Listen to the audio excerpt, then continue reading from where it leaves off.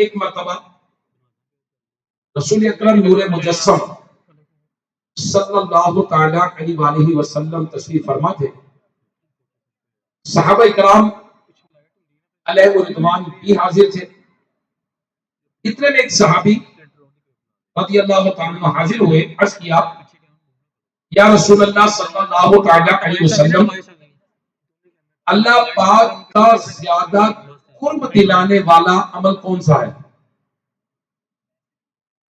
نبی علیہ الصلوۃ والسلام نے فرمایا سچی بات کہنا اور امانت ادا کرنا. عرض کیا یا رسول اللہ صلی اللہ تعالی علیہ وآلہ وسلم، مزید اعمال ارشاد فرما دیجئے، اور کون سے عمل ہیں؟ میرے آقا صلی اللہ تعالی علیہ وسلم نے فرمایا رات کو نماز پڑھنا اور گرمی میں روزے رکھنا اللہ پاک کا قرب دلانے والا عمل ہے. صحابی نے پھر عرض کیا یا رسول اللہ صلی اللہ تعالی علیہ وآلہ وسلم، مزید ارشاد فرمائیے. آپ نے ارشاد فرمایا اللہ پاک کا ذکر کثرت سے کرنا بھی اللہ پاک کا قرب دلانے والا عمل ہے. عرض کیا مزید فرمائیے. میرے آقا علیہ الصلوۃ والسلام نے مزید فرمایا اور مجھ پر درود پڑھنا قرب الہی دلانے والا عمل بھی ہے اور ساتھ ہی ساتھ فقر و فاقہ کو بھی دور کر دیتا ہے. سبحان اللہ. میرے پیارے پیارے اسلامی بھائیوں، جو آج دعوت اسلامی کے سنت و بڑے اجتماع غوثیہ جہاں بڑی رات 11ویں شریف کی رات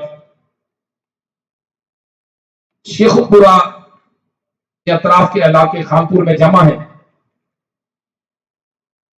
اس حدیث میں 6 اعمال کا ذکر ہوا.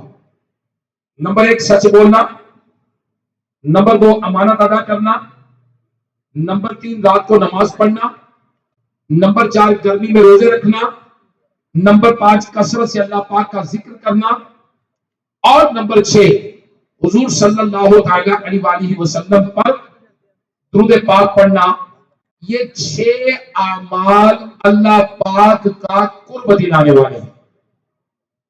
اور سبحان اللہ، درود پاک کی فضیلت کی تو کیا ہی بات ہے. یہ وہ پیارا پیارا عمل ہے کہ اللہ پاک کا قرب بھی دلاتا ہے اور فقر و فاقہ، غربت اور تنگ دستی اور بے روزگاری سے بھی نجات دلاتا ہے. سبحان اللہ. میرے پیارے اسلامی بھائیوں، آج کل مہنگائی کا شور ہے، زور ہے، اور غریب تو کیا امیر بھی پریشان ہے. مشکلات تو انسانوں پہ آتی ہے. اب ہمیں کیا کرنا چاہیے؟ ہمیں پریشانی چھوڑ دینی چاہیے. گلیوں میں، بازاروں میں، ہوٹلوں میں، دوست احباب کی بیٹھک میں ادھر ادھر رونے کی بجائے حضور صلی اللہ تعالی علیہ وآلہ وسلم پر درود پاک پڑھنا شروع کریں.